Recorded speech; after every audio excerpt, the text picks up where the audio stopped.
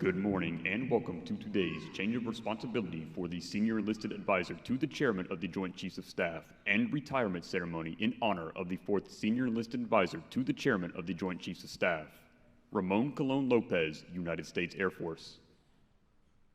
Prior to the start of the ceremony, the Chairman appointed Sergeant Major Troy Black to the rank of Senior Enlisted Advisor to the Chairman. Please silence all cell phones and other electronic devices at this time. In just a few moments, the United States Air Force Band will conduct a pre-ceremonial concert featuring the following musical selections: Washington Post and Bravera.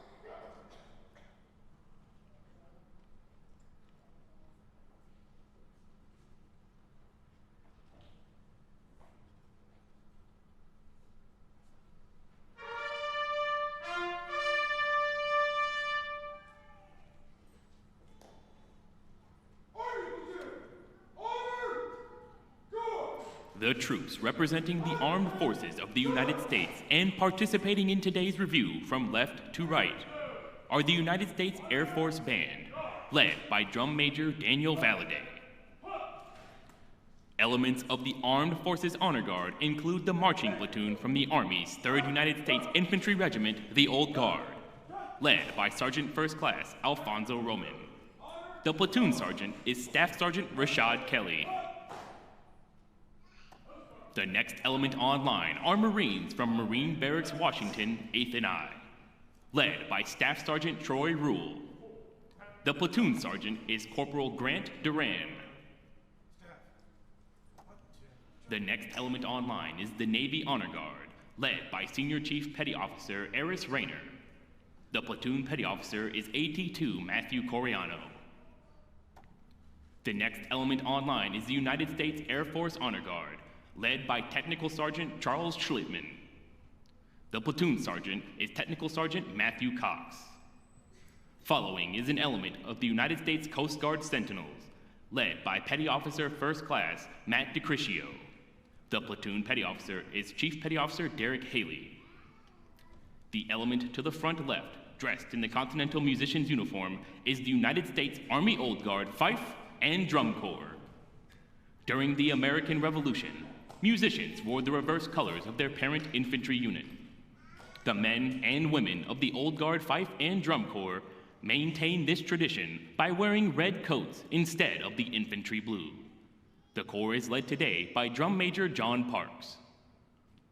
Ladies and gentlemen, moving into position is the commander of troops for today's ceremony, Command Sergeant Major Roberto Guadarrama, Command Sergeant Major, 3rd United States Infantry Regiment, the Old Guard.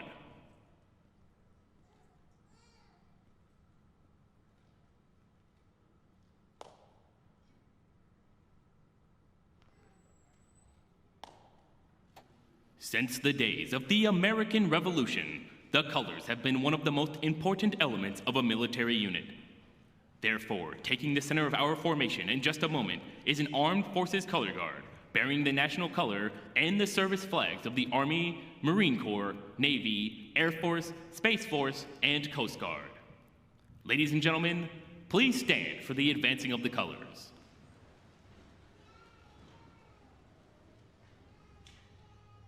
Advance the colors!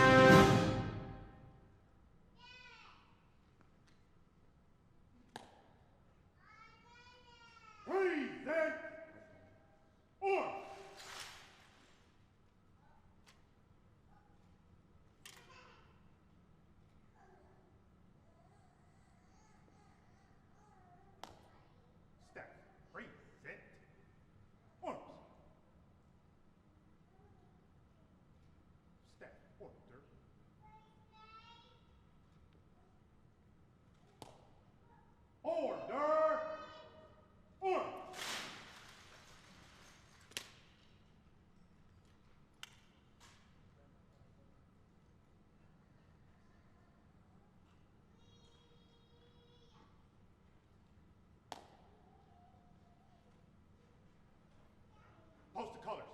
Step right. Face.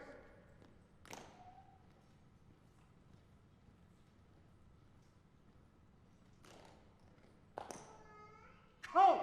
Forward. Move.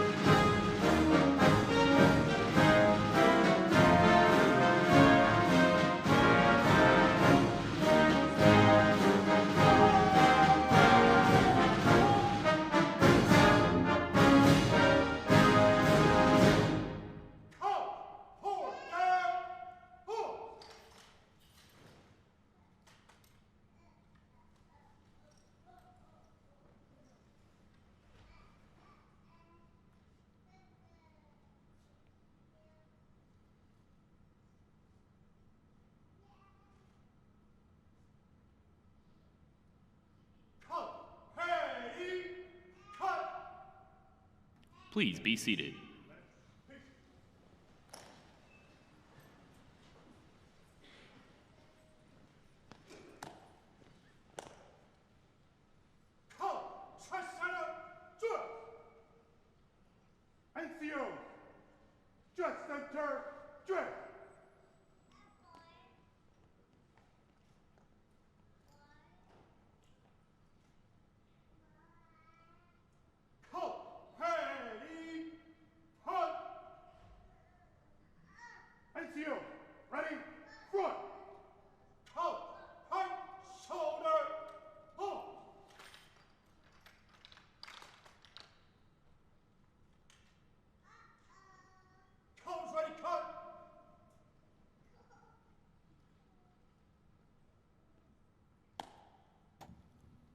Ladies and gentlemen, please stand for the arrival of the official party and remain standing for the invocation given by Chaplain Colonel David Kelly.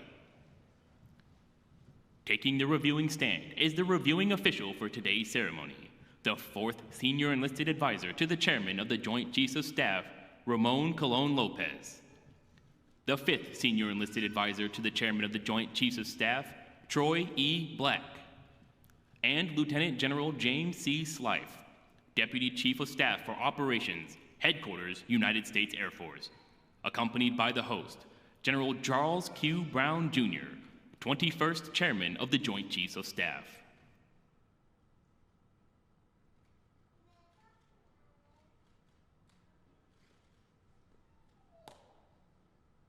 Present peace and order.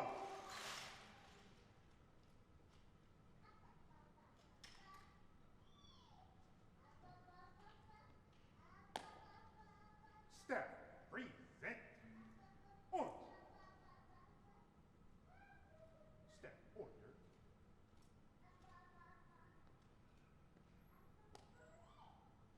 Order. Right shoulder. Order.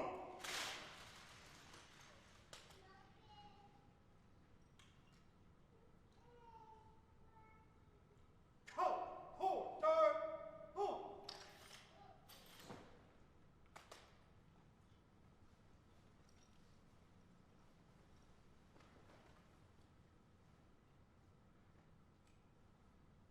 Color. Hey. Cut. Pop. Ray. Red.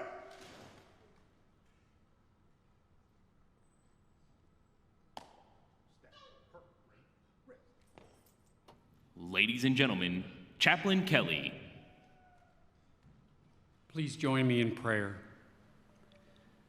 Almighty God, we ask for your presence in this honored ceremony today as our nation and military say thank you to a great airman and the Senior Enlisted Advisor to the Chairman of the Joint Chiefs of Staff, SEAC number 4, Ramón Colón-López. Although many factors contribute, the single factor that elevates the United States military above all adversaries is the strength, character, and integrity of our enlisted corps. SEAC Colón-López has sat atop of that honored corps as its leader, mentor, and staunchest spokesman. He and spouse Janet have traveled far and wide over 3 decades, 15 assignments, countless TDYs and deployments to serve their country faithfully and without reservation. As they enter the next phase of life, may they know the thankfulness of a grateful nation and the honor bestowed by a military that does not say goodbye, but well done, you are always welcome within our ranks. Lord, as the men and women of our military continue the long march, another great American and superior senior non-commissioned officer answers the call and picks up the guidon, continuing the advancement of the mission. The consummate Marine, Senior Enlisted Advisor to the Chairman of the Joint Chiefs of Staff, Troy Black, with spouse and retired Marine Stacy by his side, have also served our country with distinction for over 3 decades. Lord God, as he assumes this mantle of responsibility, I ask you to give them your stamina to endure the journey, your strength to overcome difficult times, your joy that surpasses circumstances, your love that would bind them together, and your wisdom to find the rare right amongst the sea of wrong. Lord, bless him this day as he assumes this position and rank of SEAC number 5. In your holy name I pray, amen.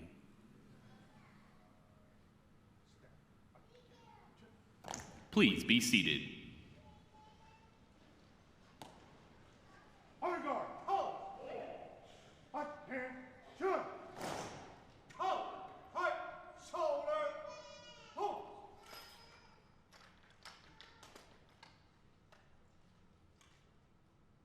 Colors ready. Cut.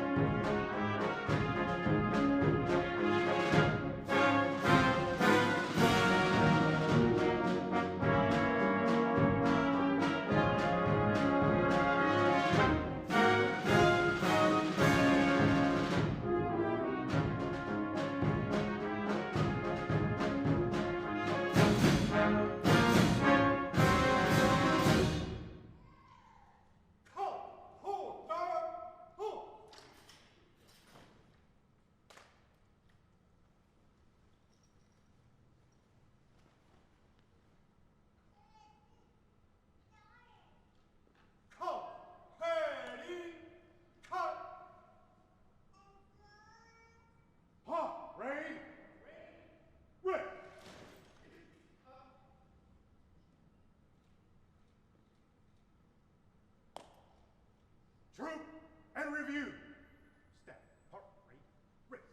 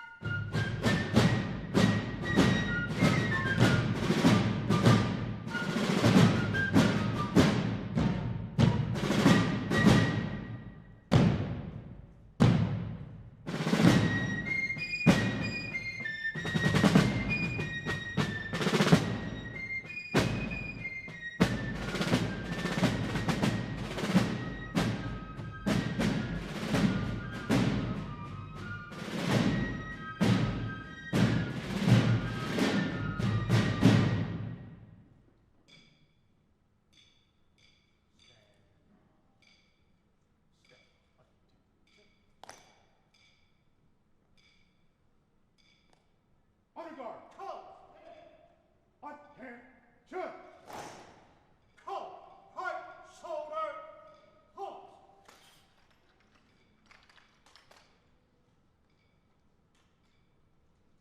Colors ready, cut.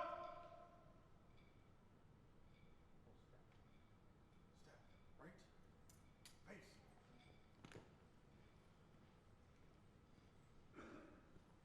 Ladies and gentlemen, please stand for the advancing of the colors and remain standing for the playing of the United States National Anthem. Colors, forward, march.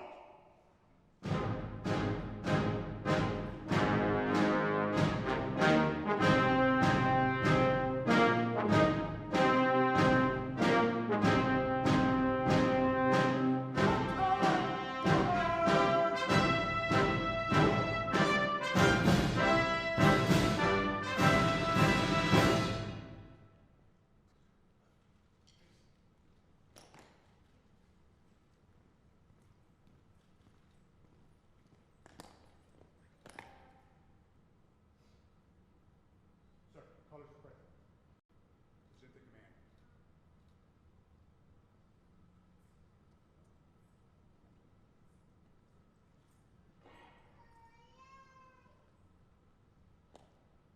Present.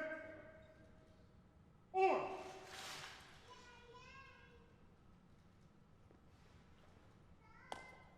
Detachment. Present. On.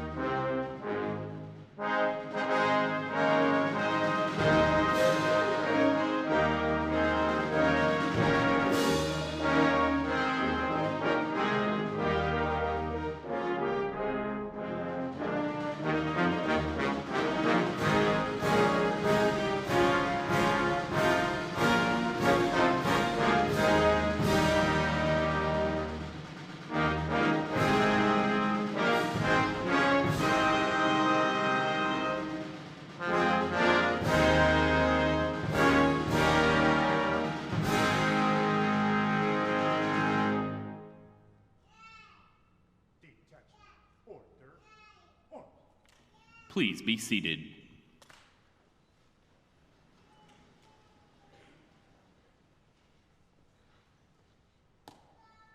Order! Order!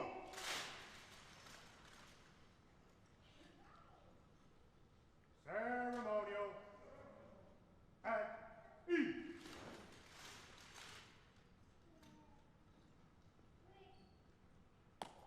Step. Ceremonial at ease.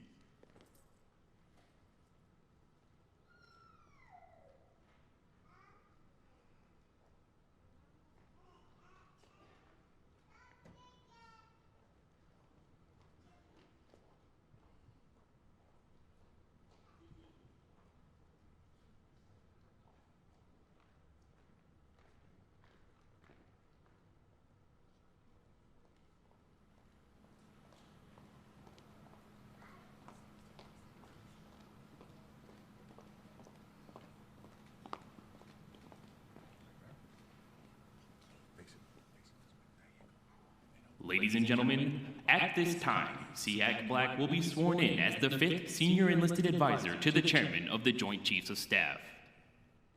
Raise your right hand and repeat after me. I state your full name.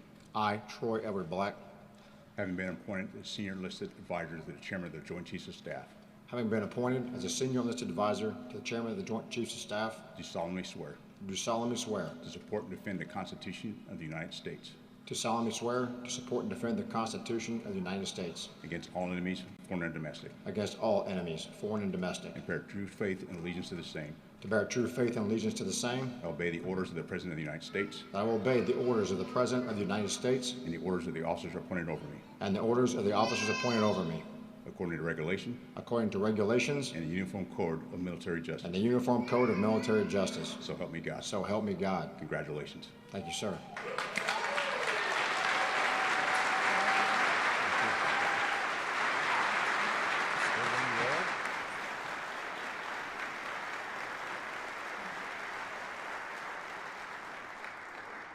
General Brown will now present SEAC Black with the positional flag of the office of the Senior Enlisted Advisor to the Chairman of the Joint Chiefs of Staff.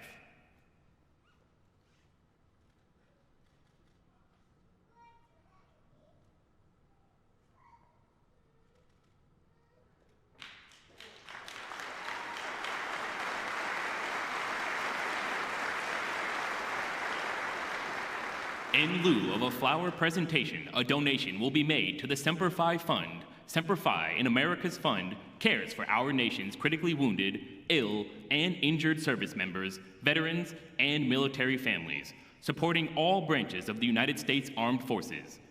They provide one-on-one case management, connection, and lifetime support. Today, tomorrow, together.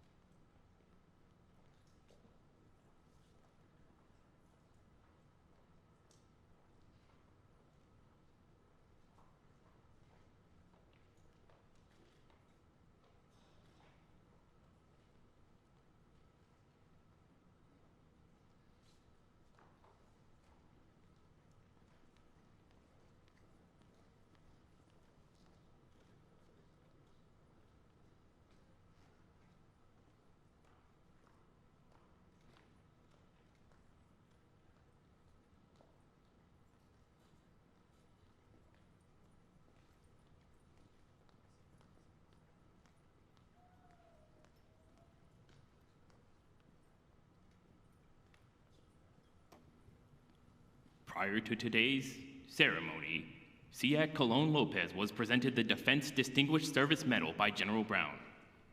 At this time, General Brown will now present SEAC Colón-López with his certificate of retirement. To all who shall see these presents greeting, this is to certify that Senior Enlisted Advisor to the Chairman, Ramón Colón-López, having served faithfully and honorably, was retired from the United States Air Force on the 1st of January, 2024. Signed, General David W. Alvin, Chief of Staff of the Air Force.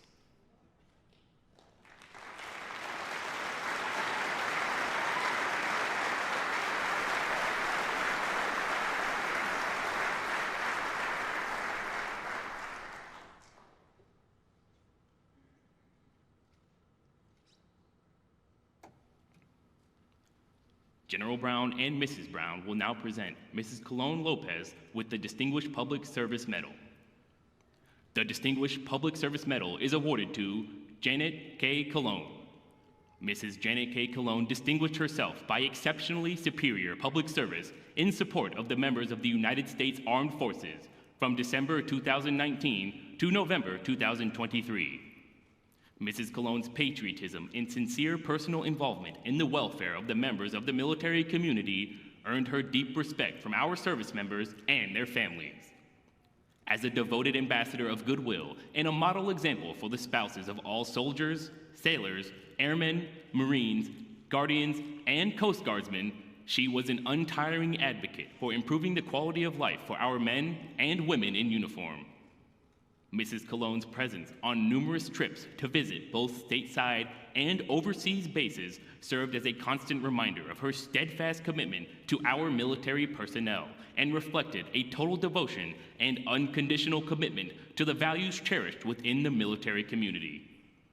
The dedication was further displayed in her support to numerous military family readiness groups, military spouse engagements, Gold Star families, Wounded Warriors, and various spouses clubs.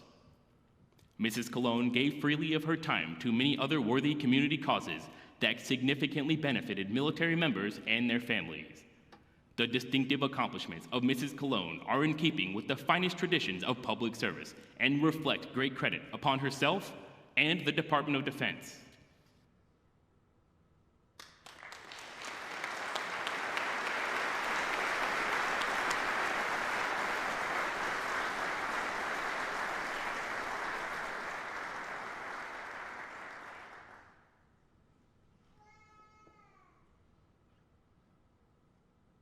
General Brown and Mrs. Brown will now present Mrs. Colón with her Certificate of Appreciation from the United States Air Force. It reads, "For the commitment and numerous contributions that made positive impacts to the nation's defense, thank you for the support which gave strength and purpose to your spouse. Given this first day of January 2024, signed General David W. Alvin, Chief of Staff of the Air Force."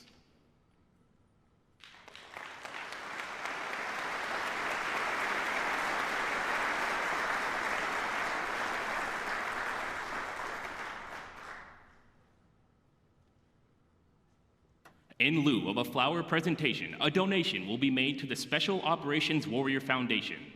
The Special Operations Warrior Foundation is a top-rated charitable organization with an enduring promise to the children of fallen Special Operations personnel and the children of all service members awarded the Medal of Honor. We are proud to recognize SEAC Colón-López's devotion to our country, and we wish him happiness and prosperity in his well-earned retirement.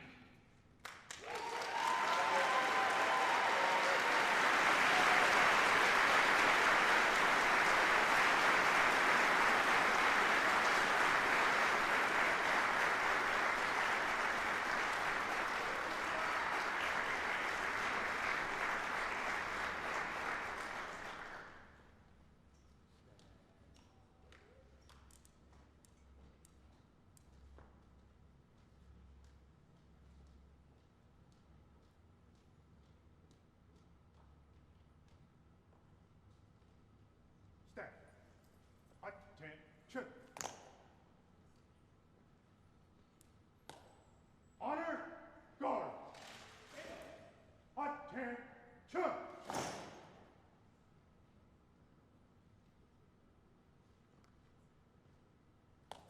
Ladies and gentlemen, please stand for the posting of the colors.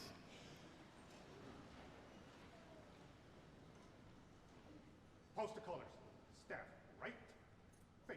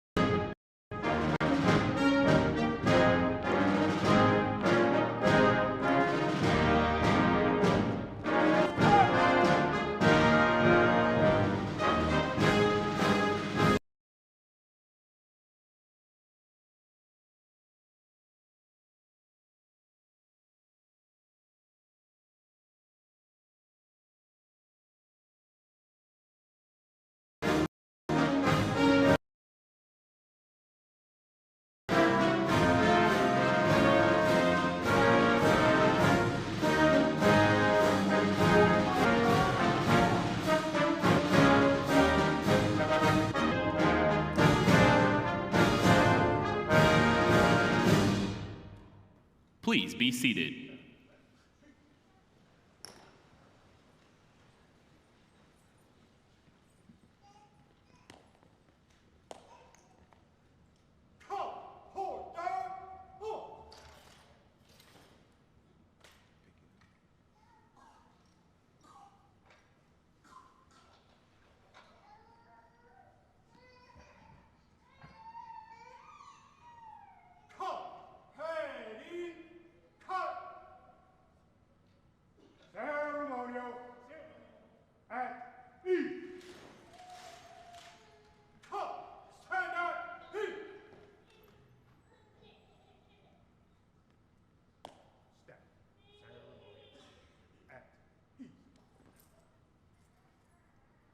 Ladies and gentlemen, General Brown.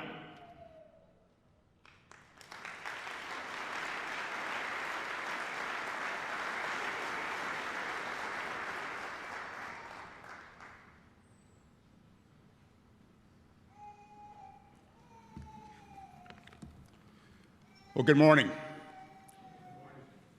During the height of the Cold War, President John F. Kennedy said, "But however close we sometimes seem to that dark final abyss, let no man of peace and freedom despair, for he does not stand alone." This is an idea that has been mastered by the United States military. Our military does not stand alone. We are organized, trained, and equipped to work as a joint team, and have done so for almost 250 years. We overcame the mightiest military in the 18th century. We liberated Europe. We defeated imperialism in the Pacific. We broke the sound barrier, nuclear weapons. For 247 years, we've made sure that no one stands alone. As the most respected military in the world, we have advanced tactical vehicles, unmatched stealth aircraft, undetectable submarines, and have ventured into new domains. But our true advantage is our people. People, not technology, make the difference. And the linchpin of our successes has been our enlisted force and our non-commissioned officer corps. I'm thankful that no matter how tough it may get, we all serve alongside strong leaders like CZ Colón-López and Troy Black, who time and time again rise to the challenge so no one stands alone. Before going any further, I'd like to thank everyone involved who made this extraordinary event possible. Outstanding work. Let's give them a round of applause.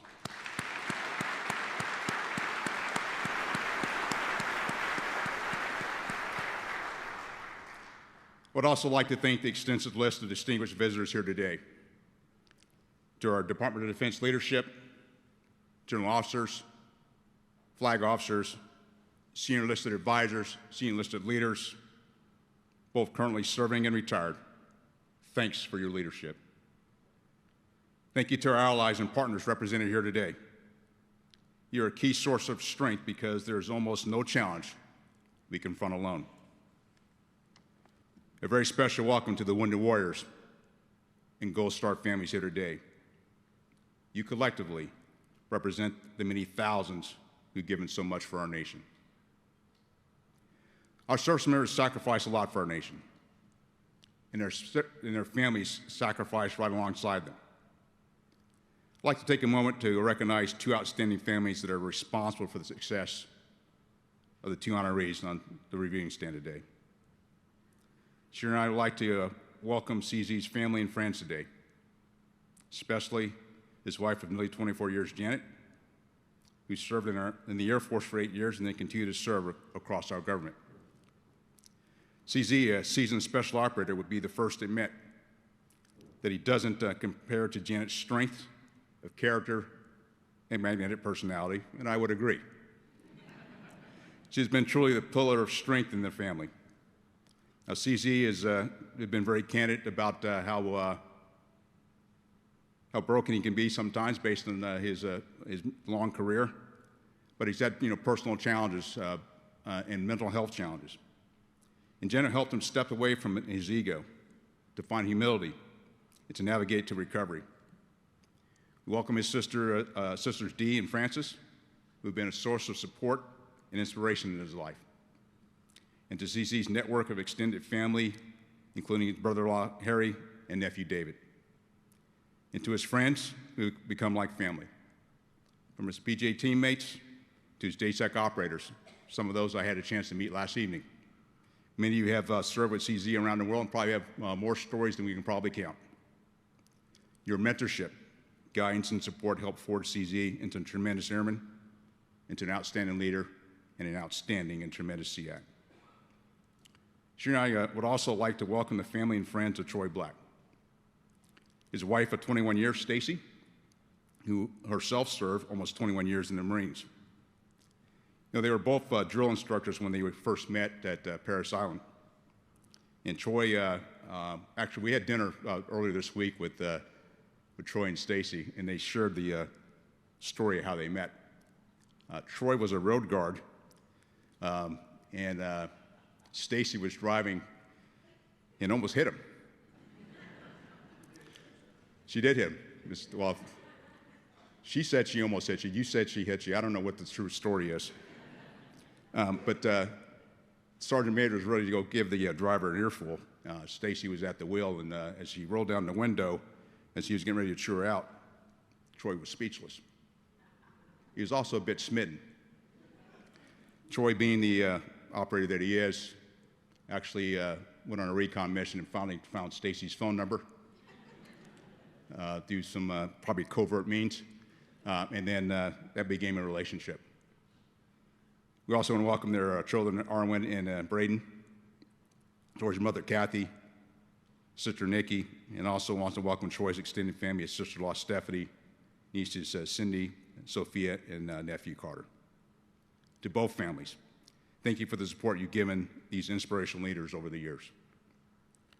Now, CZ, you've served with character and honor as a SEAC for the last 4 years during a challenging time in our nation's history. Our National Non-Commissioned Officer Corps is the very backbone of our joint force, and you have skillfully represented their concerns, needs, and issues at very highest echelons of our government. Your advice has been critical to our joint force readiness and has enabled military advice to the Secretary of Defense and the President of the United States. You built global partnerships and developed key relationships with our allies and partners. You advanced joint enlisted education initiatives, promoting NCO development with more than 65 countries, including Ukraine, across NATO, and around the world. You coordinated with congressional and civic leaders to help address issues from mental health concerns to spouse certification needs. You provided oversight on issues impacting readiness and quality of life for more than 13 million military personnel, families, and veterans. You routinely translate the issues and concerns of the total force to the Department of Defense leaders. All this work was grounded in your own personal military journey, marked by your commendable valor and instinctive leadership. CZ, you will forever be remembered as a quiet and professional warrior. You set the standard for integrity, humility, and approachability. You understood the strength of our armed forces wasn't just in our weapons or our strategies, but in the bonds we build within our units, across our services, and with our international peers. I know you did this with the support of your team, your friends, and your family. Janet, you've been a tireless advocate for the joint force. Your compassion and unselfishness are an inspiration. To Janet and CZ, on behalf of the 2.1 million men and women in uniform and their families, Shereen and I thank you for your leadership and your 33 years of service. We wish you the very best in retirement. Congratulations.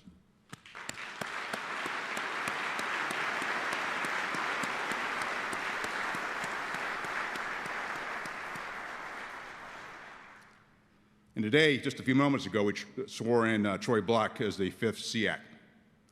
And he is well prepared to accept the roles and responsibilities of this new position. There's simply no one more qualified to lead our joint force and represent our enlisted force and NCO Corps at this consequential time. He has served in a variety of roles: machine gunner, drill sergeant, first sergeant, and sergeant major in the Marine Corps. But first and foremost, he's a Marine, every Marine and rifleman. He spent many years deployed overseas fighting in Iraq and Afghanistan, earning multiple awards of valor. His awards citation noted his boldness under fire, continually endued his Marines with confidence and steady resolve. Every day, he instilled the values of honor, courage, and commitment to those fighting alongside him. Troy's relentless dedication to other Marines was evident from his earliest days as a young machine gun section leader. One of Troy's earliest supervisors noted on his first fit rep that he is highly motivated. His highly motivated attitude inspires others to follow. This attitude has not wavered for the past 35 years. Troy, you applied this attitude during your time as a Sergeant Major in the Marine Corps. You drove changes to the Marine Corps' recruiting, to fitness programs, and the personnel policy. You were a staunch advocate for protecting the finances of young Marines and their families through your interagency engagements. You advocated for high quality and continuous professional military education, improving courses and development of our senior enlisted leaders. Above all, you were a champion of military service members by sharing the challenges and experiences of today's warriors to all audiences, to Congress, to senior military and civilian leaders, and to the American public. When you first meet Troy Black, he comes across as a stoic, direct, and upfront. There are no fluff words when he speaks. But under that tough exterior is a man who cares deeply about the men, women, and families of the United States military. When others ask him what motivates him to still serve, he says, look to your left, look to your right. This is why I still serve. Above all, he is driven by deep compassion for those in our military, those who have risen their right hand to take an oath to support and defend the Constitution of the United States. I'm very grateful to be able to count on Troy's compassion, his leadership, and his guidance in the years ahead. Now, there's no shortage of challenges we are facing as a military and as a nation. But I am confident we can tackle these challenges, because I know, as JFK said, we do not stand alone. Thank you to SEAC Colón-López, thank you to SEAC Black for your service, your sacrifice, and your dedication to our military and to our nation. Our nation thanks you. God bless you and your families, and God bless the United States of America. Thank you.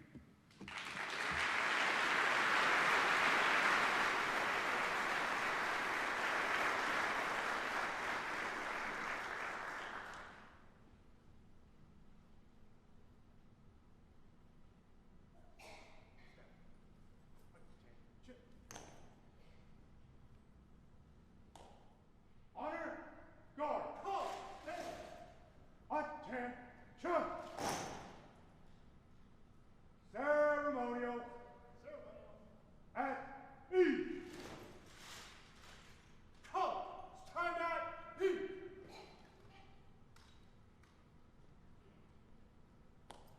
Stand. Ceremonial at ease. Ladies and gentlemen, Lieutenant General Slife.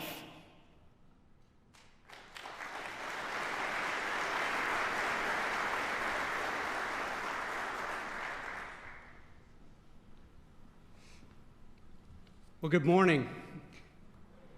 I had a mentor one time that told me, do you know how you know when you've lost situational awareness? I said, how? He said, when you get it back. So I just had a moment of situational awareness where I'm sitting here wondering, what am I doing here? And then it occurred to me, I think I'm the comic relief. So Good morning to all our guests, distinguished visitors, friends, family, to our Gold Star families, to our wounded warriors. Thank you especially for being here. You honor us with your presence. I want to highlight one particular guest that means a great deal to both SEAC, Colón-López, and myself. And it's a gentleman over here to my right, your left. He's in his early 70s. He can still kick all of our butts, and his name is Chief Master Sergeant Wayne Fisk. Chief Fisk is a legend in the Air Force pararescue community. He was the only service member on the ground during the Sante raid in 1970, and he was the last man off Koh Tang Island during the recovery of the USS Mayaguez crew in 1975. Chief Fisk, thanks for making it down here.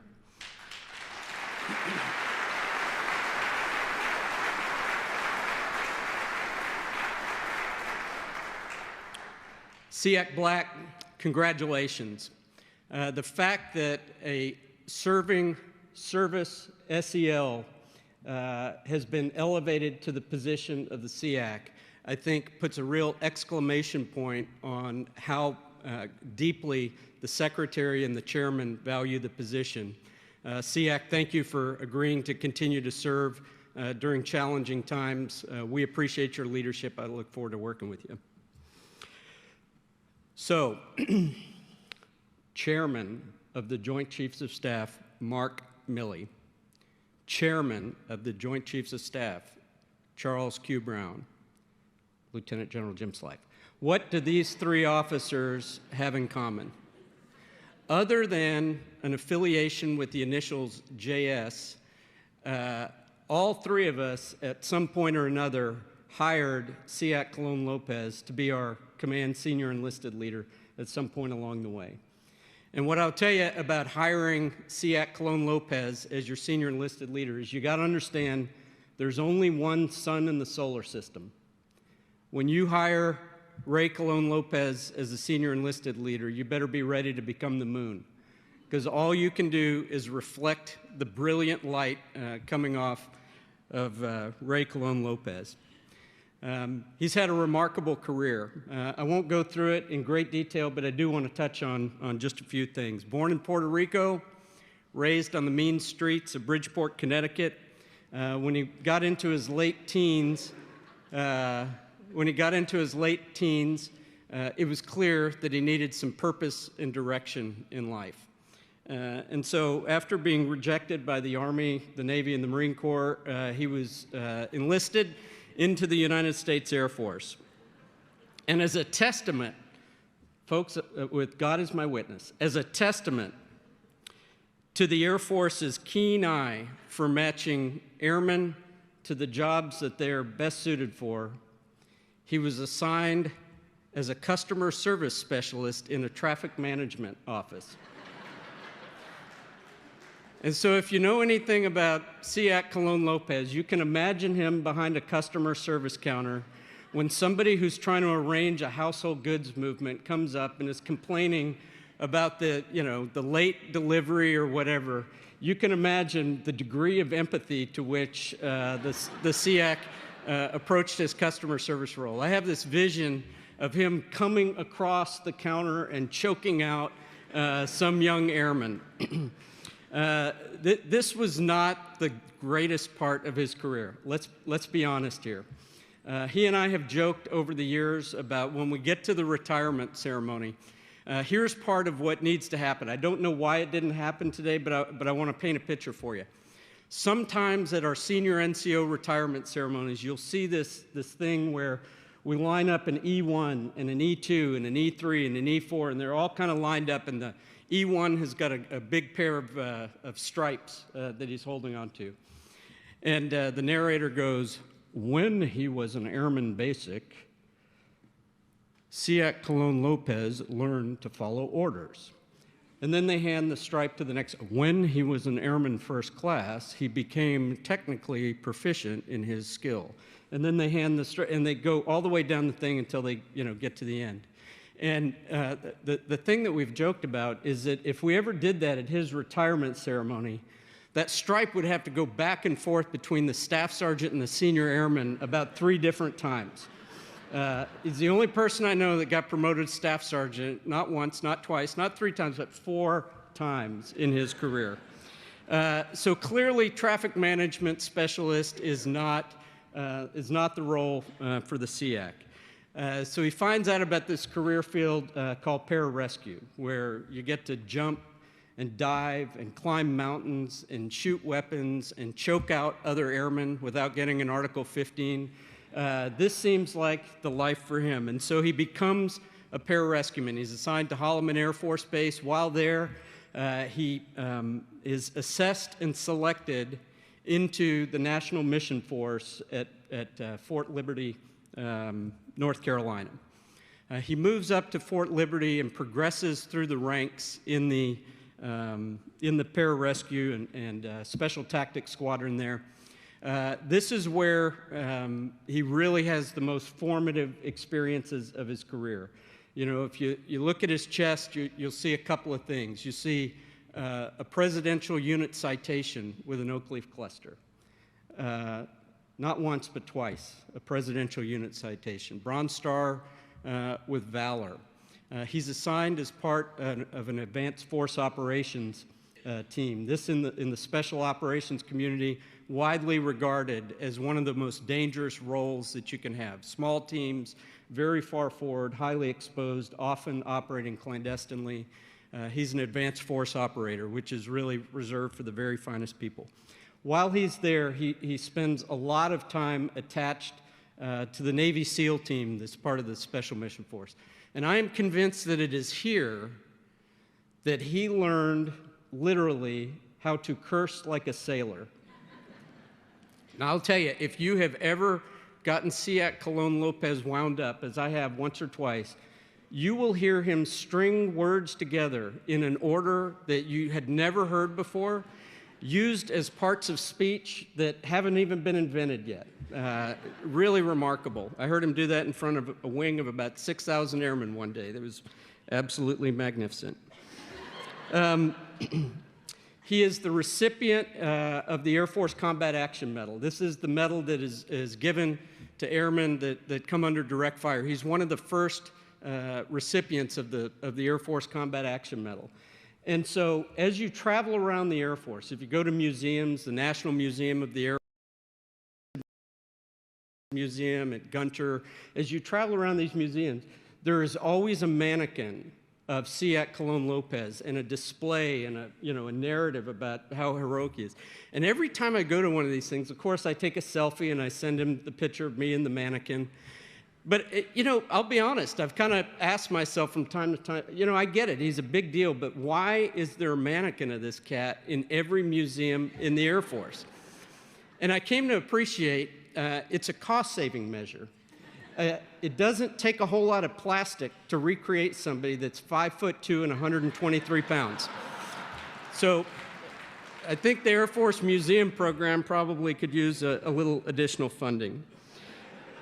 After several years as part of the National Mission Force, the SEAC goes out initially to teach and later become the commandant of the pararescue schoolhouse. So he is now in charge of the schoolhouse.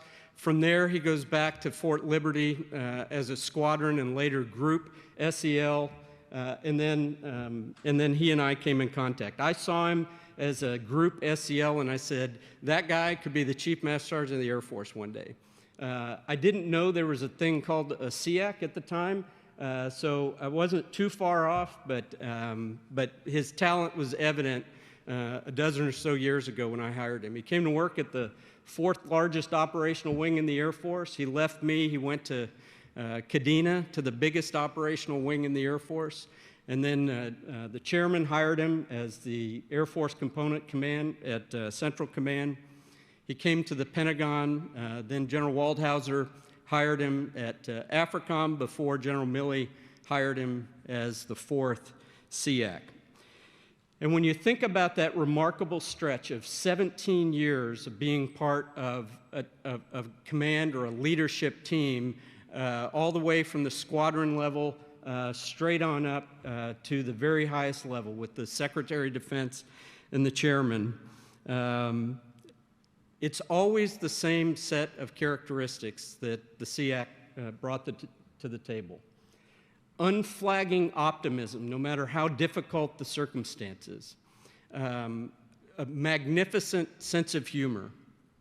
A warrior ethos, unmatched in our military. High standards, a commitment to excellence, and above all, care and empathy for every one of his teammates. Ray, Janet, as you all step off into the next part of life, please know that Gwendolyn and I treasure our friendship, our relationship over the years. Please know that we were always on your wing, and we're proud to have the opportunity to serve with you. Thank you for giving me the opportunity to join you today, SEAC. Thank you all very much.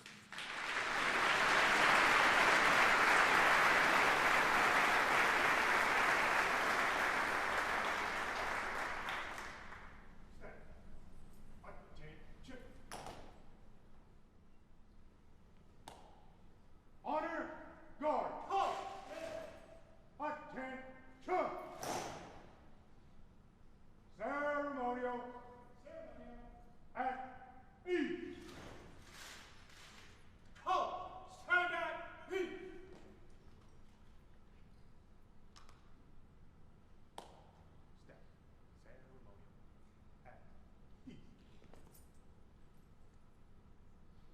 Ladies and gentlemen, the 5th Senior Enlisted Advisor to the Chairman, Troy Black.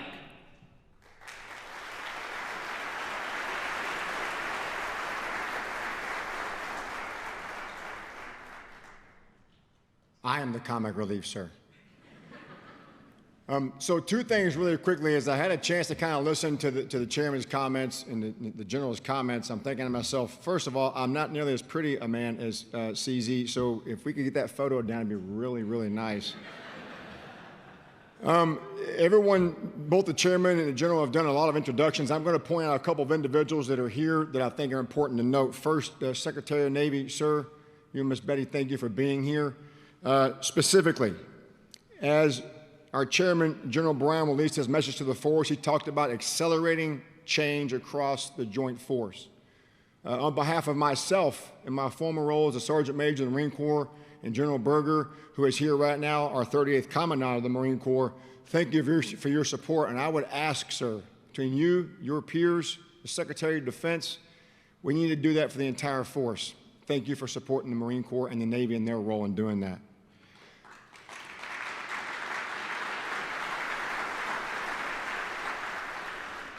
Honorable Vizirani, sir, unfortunately, you and I spent a lot of time together.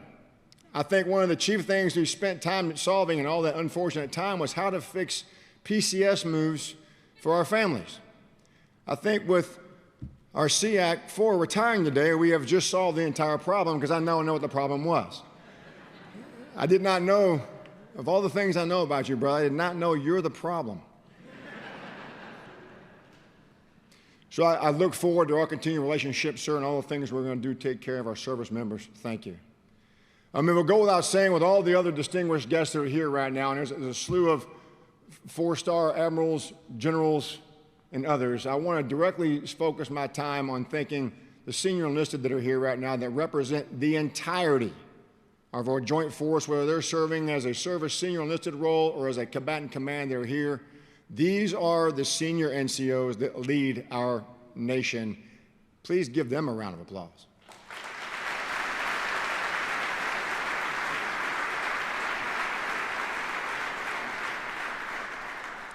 And so I did take a couple of notes. Carlos, I know you're here where you're at, Sergeant Major of the Marine Corps. So about 3 months ago, Sergeant Major Ruiz and I did our turnover.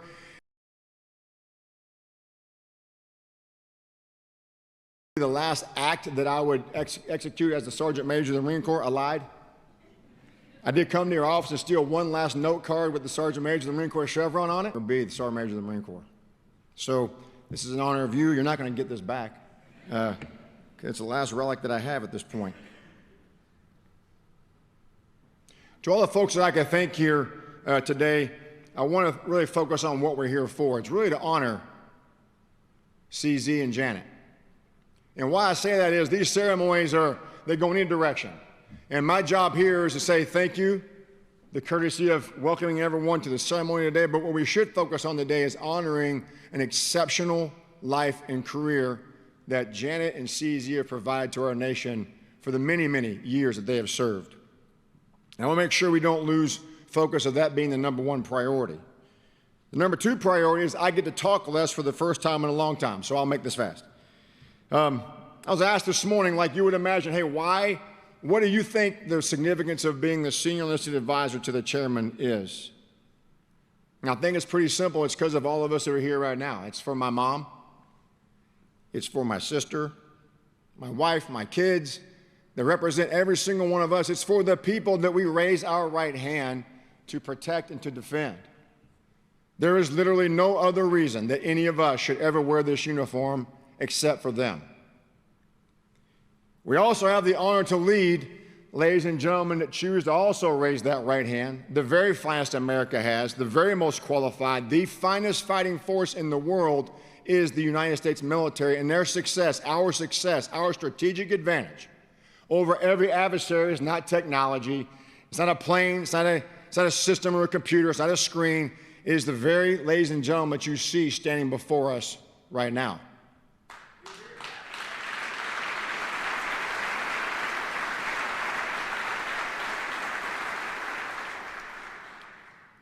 And these men and women represent thousands, hundreds of thousands that are across the globe right now that allow us to be here right now in this place to celebrate CZ and Janet as they exit service. Most importantly, as we see forces moving around the globe right now to assist our partners and our allies and prevent a war, but always prepared to win right now.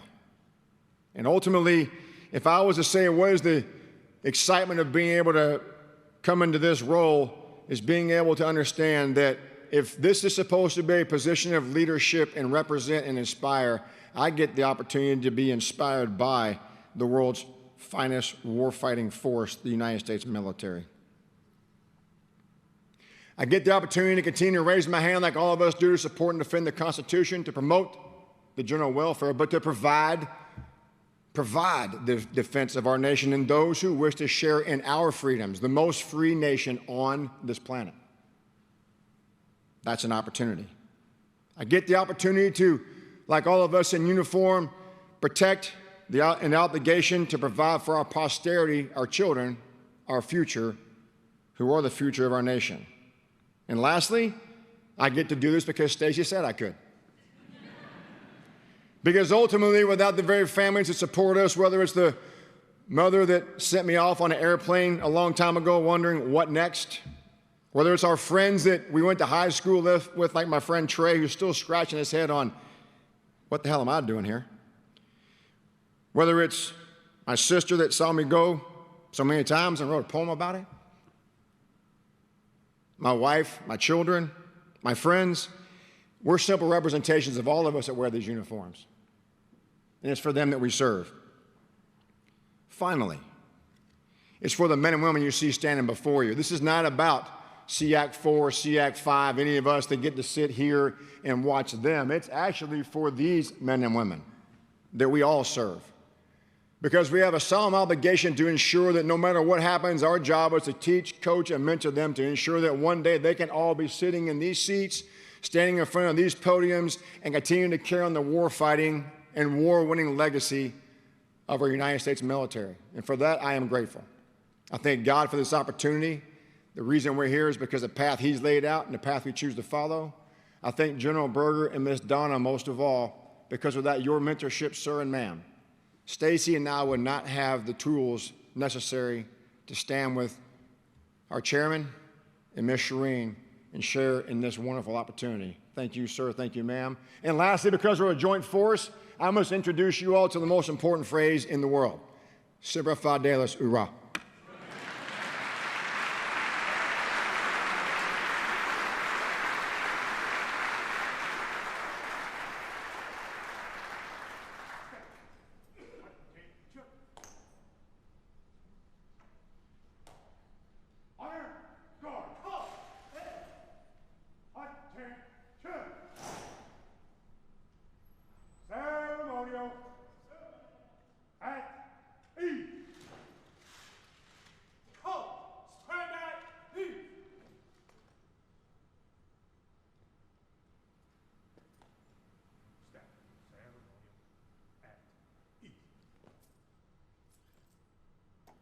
ladies and gentlemen, the 4th Senior Enlisted Advisor to the Chairman, Ramón Colón-López.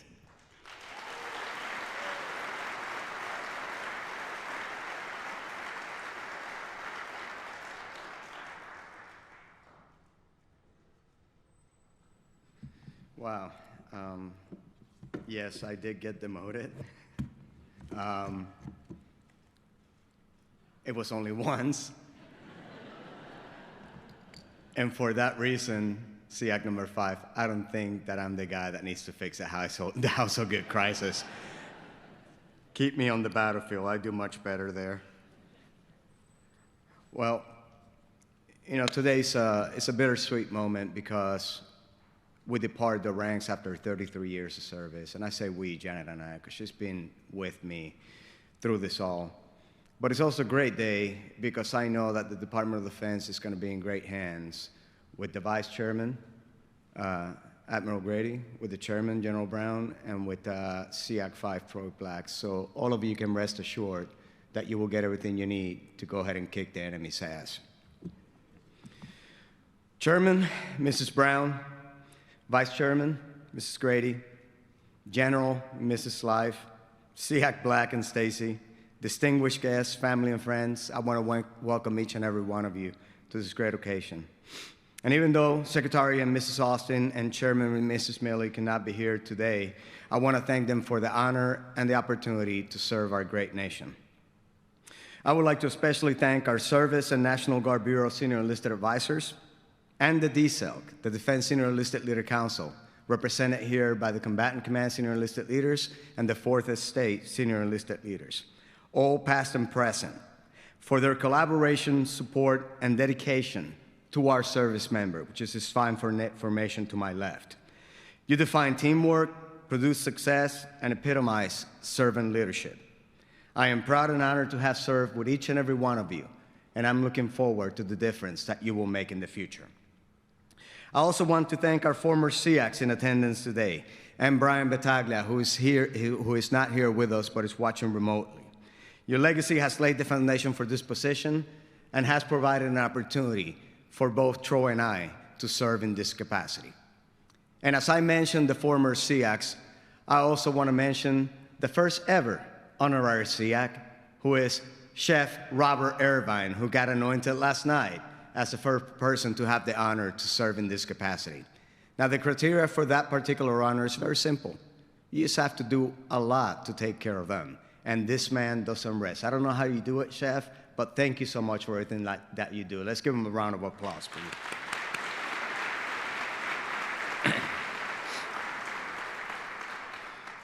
To all of my former Special Operations teammates here today from all services, thank you for having my 6 and for your valor on the battlefield. Really, you are the best of the best. A special thanks to the members of my PJ selection class present here today. If you feed them beer, please do not listen to what they have to say. They're all lies. And an extra special thanks to a gentleman that was already highlighted by General Slife, and that is my father figure, my mentor, Wayne Fisk. Chief, thank you so much for being here with us today. It is my honor to have you here.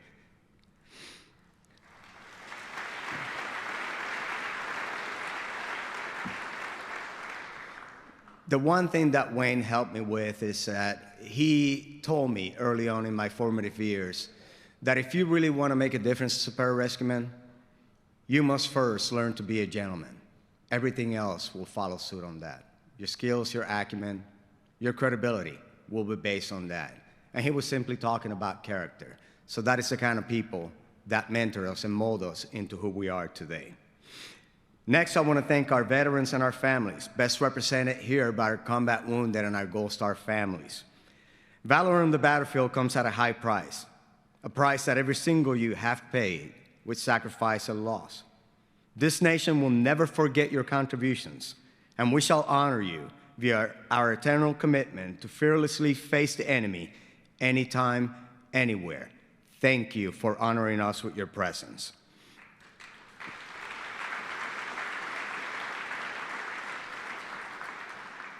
Next, I want to thank my office of the SEAC, many who are represented here today, past and present, and also some of my former execs, because everyone in these positions know that they're the ones that really do all the work behind the scenes. So if you have worked for me in the past, please stand up so that we can recognize you.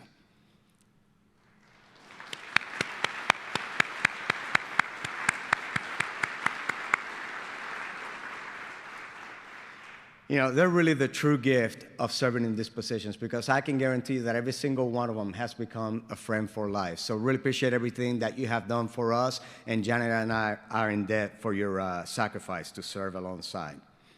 And also, Janet and I have friends present from across the USA and abroad, including our international partners, friends from high school, from those streets of Bridgeport, Connecticut. Also, many others from walks of life. We have chefs, we have rock stars, we have comedians, we have authors, we have entrepreneurs. But every single one of you is simply a decent person.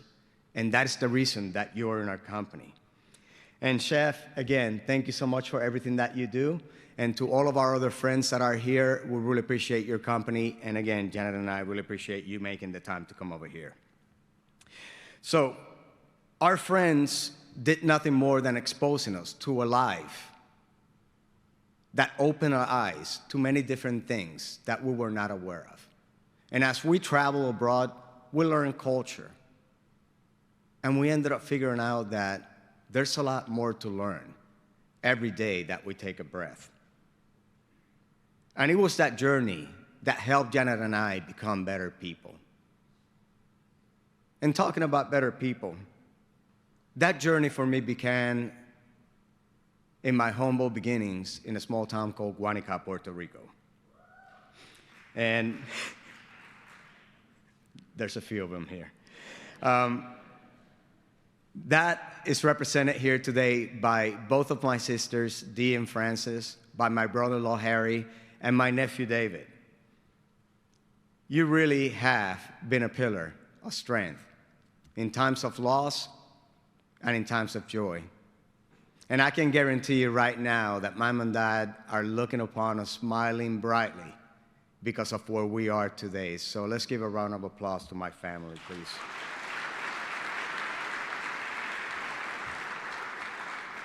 And also, not being able to be with us today is the other side of the family, and that is Janet's side.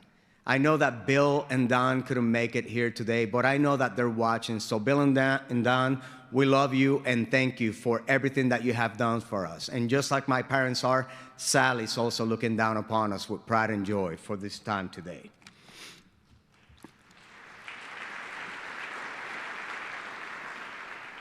And then to the most special person here today, and that is Janet. And we have two little ones at the house, Mabel and Zephyr. Zephyr's a new addition, and they're two dogs.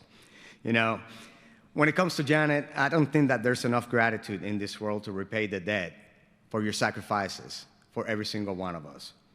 I don't think that there's anything in this universe that can compare to your love and kindness. And there are not enough words in any vocabulary to express how fortunate I am to have you in my life. You assure me that I will always be loved, cared for, but most importantly, amused. You are the definition of love, grit, and selflessness. In essence, you epitomize the military spouse. So thank you for your love and your support over the years.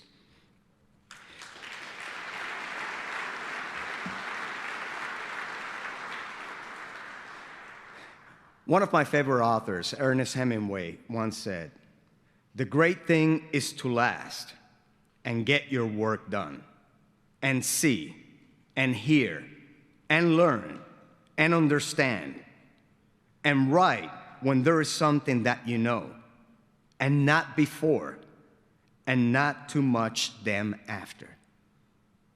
That critical variable in that statement is time and timeliness.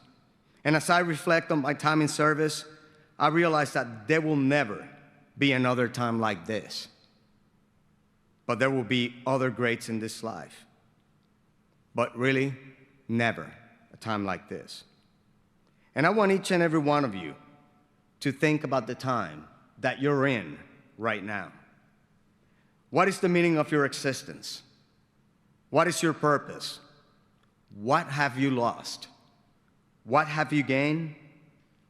What are you proud of? And what do you regret? The meaning of my existence has been to sacrifice, living by one motto, that others may live. My purpose in life was to fight our nation's wars. My losses include friends, family, sanity at times, health, and time. My gains, family, honor, opportunities, and a life worth dying for. I am proud to have represented this great country with honor, and my regret is to have had only a limited time to do so. But even with limited time, I got my work done. I saw many things and many places. I heard great words and some not so great. I gained a better understanding of life by traveling. And I wrote when there was something to write about. And I seized that moment to convey those messages, not before or too late, to deliver the facts to our troops and our families.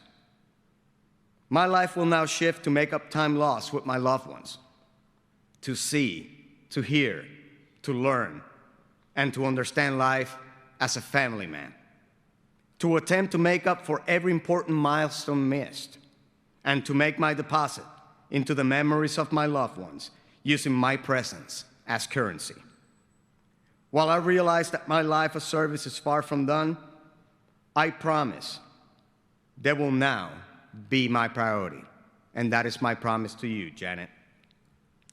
But there's only one way that I can attempt to detach myself from the way of the warrior, and that is by having confidence that our Department of War will continue to be the most trusted, most lethal, most revered organization in the entire world. And we can only do that by adhering to the principles of sacrifice, duty, honor, and commitment. For a young man or woman to enter a life of military service, a sacred oath must be taken, much like my replacement, SEAC number 5, just did. That oath will become the most important promise that you will make in your lives. The price of acceptance into America's warrior class is payable on sacrifice.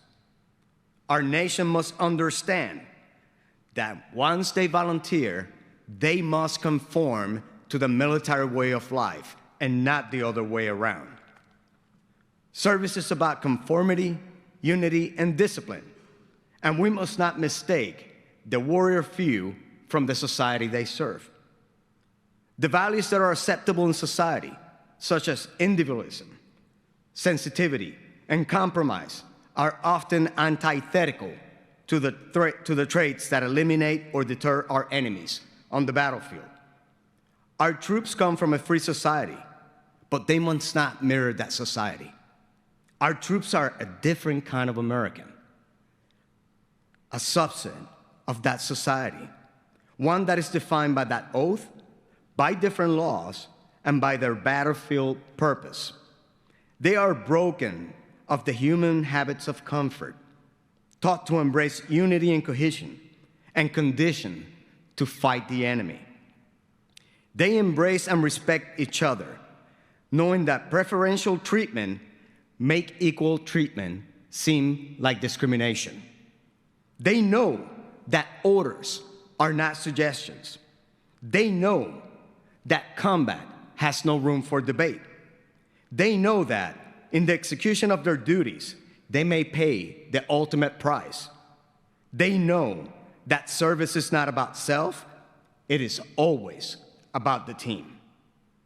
And they know that in this volatile and unpredictable world, they are one poor decision away from engaging in combat. We must ensure that they do not lose that combat fighting edge.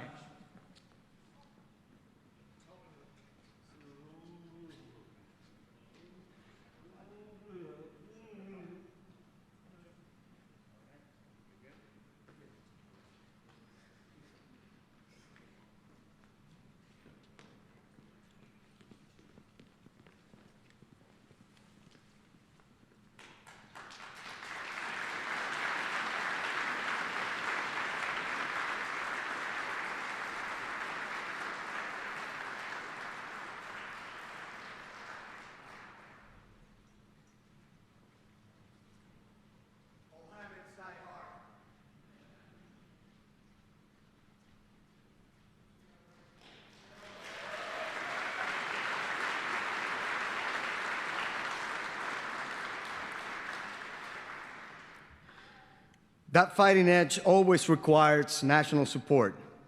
They deserve the best, most realistic training to harden them for the hardship and horrors of combat. They deserve predictable funding to evolve, modernize, and validate their combat capabilities. They deserve the best leaders to ensure their success. What they do not deserve is to be used as bargaining chips for localized political agendas. They do not deserve to be financially hindered by continuing resolutions. And they do not deserve to be slandered as an institution for the actions of a few. They have always risen to the task when tragedy strikes, and will do it again every time. Just take another look at this formation. They are the best that America has to offer, and they certainly look ready to kick the enemy's ass. This is them right here.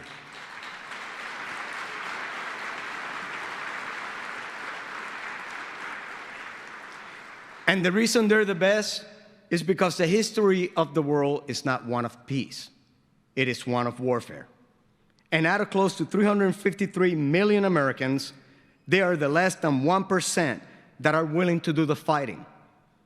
To everyone here and to those listening in, support them at home with the same loyalty, patriotism, and honor they give when they fight for you in foreign lands. Since Joe gained his selection in 2005 as a SEAC, it has always been filled by a war-fighting person. Fighting is in our DNA, and as SEACs, we fight daily to maintain the competitive edge over our enemies. And Troy Black will continue that trend. That Marine is battle-tested, knows what is required on the battlefield, and knows what it takes to defeat the enemy. He knows the importance of culture. He knows the value of teamwork. He exudes confidence and professionalism.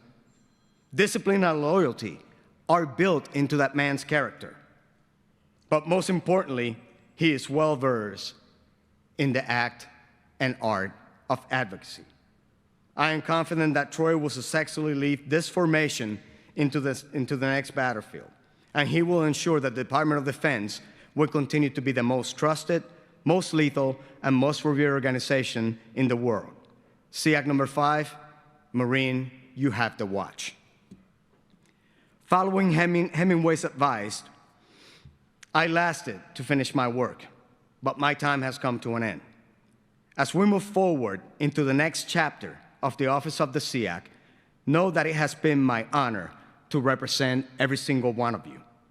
As I reflect on my life as a warrior, I am grateful for the opportunity to leave it all on the battlefield to protect our way of life. But as I reflect on my life as a husband, I realize I got a lot of catching up to do. We'll go ahead and take care of that now, babe. I leave you today with the best advice that I can give, and that is that life is short, so don't waste it sitting around. Live intensely. Before you speak, listen. Before you write, think. Before you hurt, feel.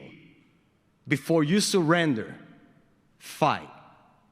But most importantly, before you die, live. Thank you for the honor of a lifetime. First there, that others may live. Hoo-yah.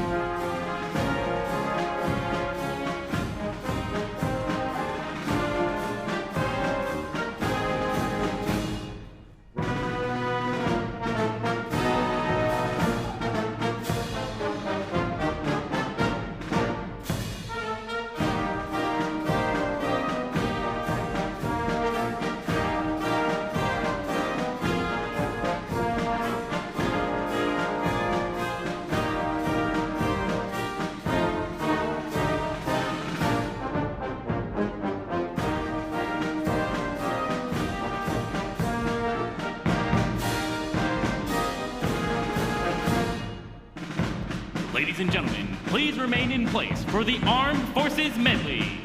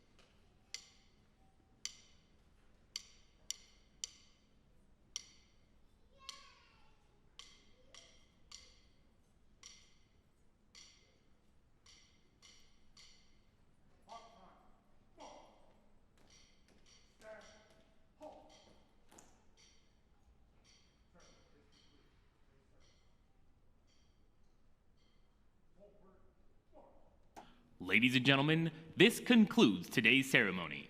Please remain in place for the departure of the official party.